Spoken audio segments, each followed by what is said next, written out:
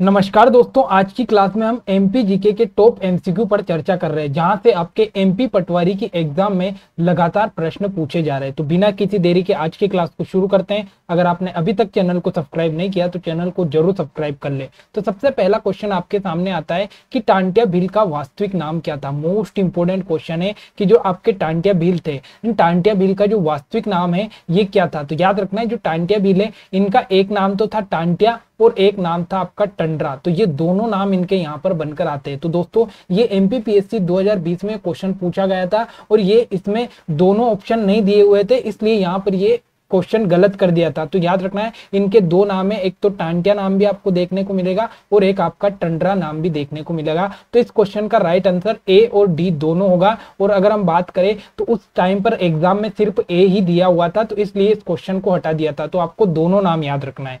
अगला क्वेश्चन आपके सामने आता है कि निम्नलिखित में से भारतीयों में से किसे रॉबिन हुड के नाम से जाना जाता है। मोस्ट इंपोर्टेंट क्वेश्चन है दोस्तों कि रॉबिन हुड के नाम से किसे जाना जाता है। तो याद रखना है, रॉबिन हुड के नाम से किसे जाना जाता है। तो आपके जो टांट्या भील थे, इन टांट्या भील को रॉबिन हुड के नाम से भी जाना जाता है। तो ये इंपोर्टेंट क्वेश्चन आपके सामने बन जाता है। अगला, भीमा नायक को फांसी कहां दी गई थी। मोस्ट इंपोर्टेंट क्वेश्चन है दोस्तों। जो क्रांतिकारी थे भीमा नायक, तो भीमा नायक को फांसी कहां दी गई थी। तो याद रखना, इनको फांसी पोर्ट ब्लेयर में दी गई थी। और पोर्ट ब्लेयर कहां पर आता है, तो ये अंडमान निकोबार द्वीप समूह के अंतर्गत आता है पोर्ट ब्लेयर। और यहीं पर जो भीमा नायक थे आपके क्रांतिकारी, इनको फांसी दी गई थी। अगला, घोड़ा डोंगरी जंगल सत्याग्रह का नेतृत्व किस आदिवासी ने किया। मोस्ट इंपोर्टेंट क्वेश्चन है कि जो घोड़ा डोंगरी सत्याग्रह, ये घोड़ा डोंगरी सत्याग्रह का जो नेतृत्व है वो किस आदिवासी ने किया। तो याद रखना है, ये किया गंजन सिंह कोरकू के द्वारा। तो याद रखना है, घोड़ा डोंगरी सत्याग्रह गंजन सिंह कोरकू के द्वारा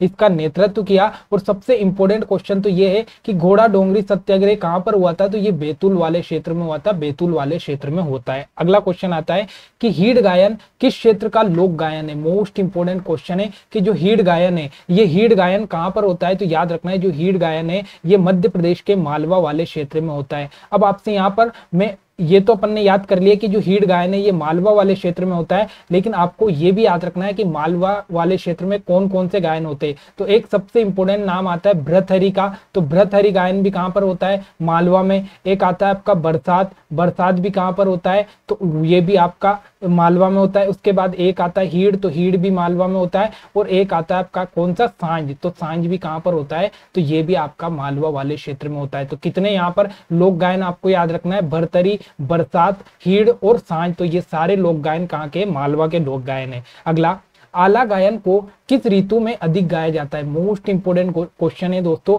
कि जो आला गायन है, सबसे इंपोर्टेंट क्वेश्चन तो ये है कि जो आला गायन है ये किस क्षेत्र में गाया जाता है। तो याद रखना है, ये बुंदेलखंड वाले क्षेत्र में गाया जाता है। बुंदेलखंड वाले क्षेत्र में आला गायन गाया जाता है। फिर आपसे पूछे कि किस ऋतु में गाया जाता है, तो ये वर्षा ऋतु के टाइम पे गाया जाता है आला गायन। तो ये इंपोर्टेंट आपको याद रखना है।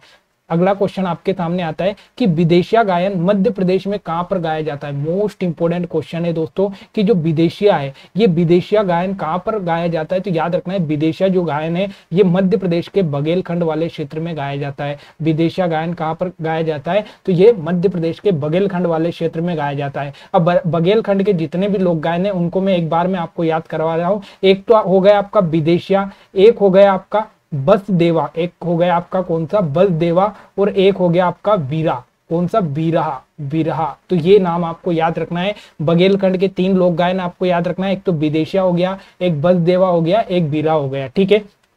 अगला, लेंगी नृत्य किस जनजाति का नृत्य है। मोस्ट इंपोर्टेंट क्वेश्चन है कि जो लेंगी नृत्य है ये लेंगी किस जनजाति का नृत्य है। तो याद रखना है, जो लेंगी है ये सहरिया जनजाति का नृत्य है, लेंगी। और एक और याद रखना है इसमें दुलदुल गोड़ी, कौन सा, दुलदुल गोड़ी भी किसका है, तो दुलदुल गोड़ी भी सहरिया जनजाति का है। सबसे इंपोर्टेंट बात है कि लेंगी और दुलदुल गोड़ी किस जनजाति का लोक नृत्य है, तो सहरिया जनजाति का है। फिर आपसे पूछे कि सहरिया जनजाति कहाँ पर पाई जाती है।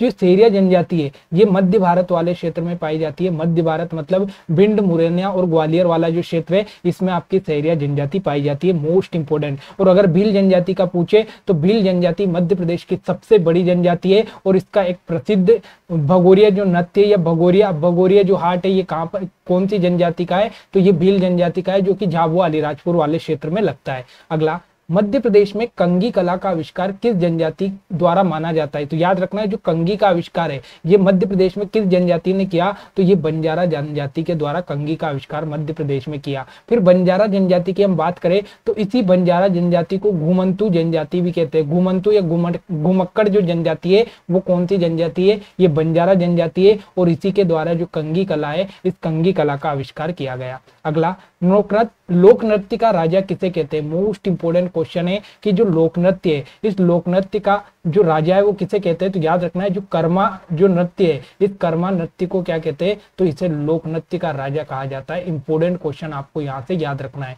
अगला, भोपाल में आयोजित लोक रंग समारोह प्रत्येक वर्ष कब मनाया जाता है? मोस्ट इंपोर्टेंट क्वेश्चन है। सबसे इंपोर्टेंट तो ये याद रखना है कि जो लोक रंग समारोह है ये लोक रंग समारोह कहाँ पर आयोजित होता है? तो ये मध्य प्रदेश के भोपाल में आयोजित होता है। और कब आयोजित होता है? तो ये गणतंत्र दिवस का जो समारोह है इसे लोक रंग समारोह कहा जाता है। तो याद रखना है गणतंत्र दिवस पर जो भोपाल में समारोह होता है उसे लोक रंग समारोह कहा जाता है।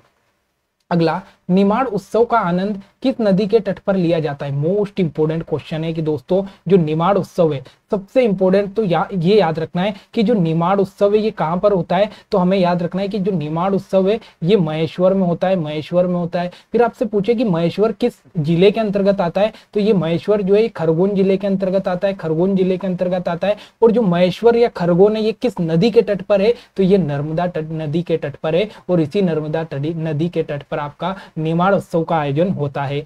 अगला क्वेश्चन आपके सामने कि महामृत्युंजय का मेला मध्य प्रदेश में कहाँ आयोजित होता है? दोस्तों जो महामृत्युंजय का मेला है ये कई बार परीक्षा में पूछा गया है और ये कहाँ पर आयोजित होता है? तो ये मध्य प्रदेश के रीवा में आयोजित होता है। रीवा में आयोजित होता है। अब बात आती है चंदेरी की, तो चंदेरी किस जिले में आता है? तो याद रखना है दोस्तों जो चंदेरी है ये अशोकनगर जिले के अंतर्गत आता है। फिर आपसे पूछे कि चंदेरी क्यों प्रसिद्ध है? तो याद रखना है जो चंदेरी है एक तो साड़ी के लिए प्रसिद्ध है, साड़ी के लिए प्रसिद्ध है और एक किले के लिए जो है ये किले के लिए भी चंदेरी बहुत ही ज्यादा प्रसिद्ध है। ठीक है।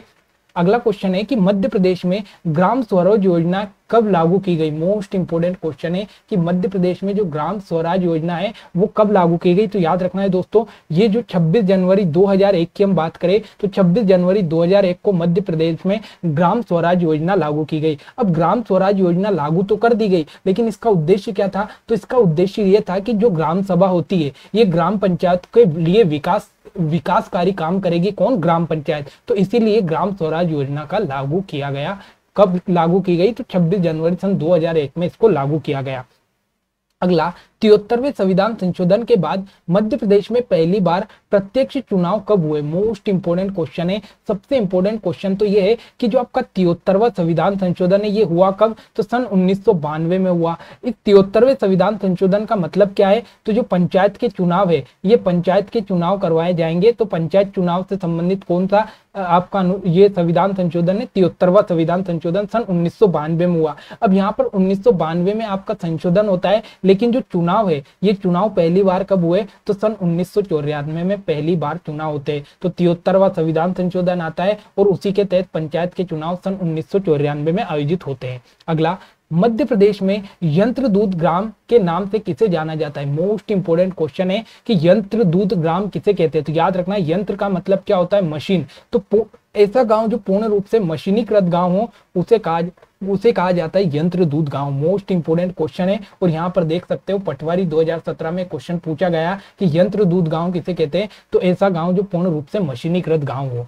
अगला क्वेश्चन आपके सामने आता है कि मध्य प्रदेश में पंचायती राज कि कितने स्तरीय व्यवस्था है? मोस्ट इंपोर्टेंट क्वेश्चन है कि मध्य प्रदेश में कितने स्तरीय पंचायती राज व्यवस्था है? तो याद रखना है मध्य प्रदेश में त्रिस्तरीय पंचायती राज व्यवस्था है। पहला तो आप जानते हो कि पहला ग्राम पंचायत आता है। ग्राम पंचायत के बाद में फिर आपको पता है कि जनपद पंचायत आता है और जनपद पंचायत के बाद में आपको पता है कि जिला पंचायत आता है। इस प्रकार से त्रिस्तरीय यहाँ पर पंचायत का गठन किया गया। ठीक है।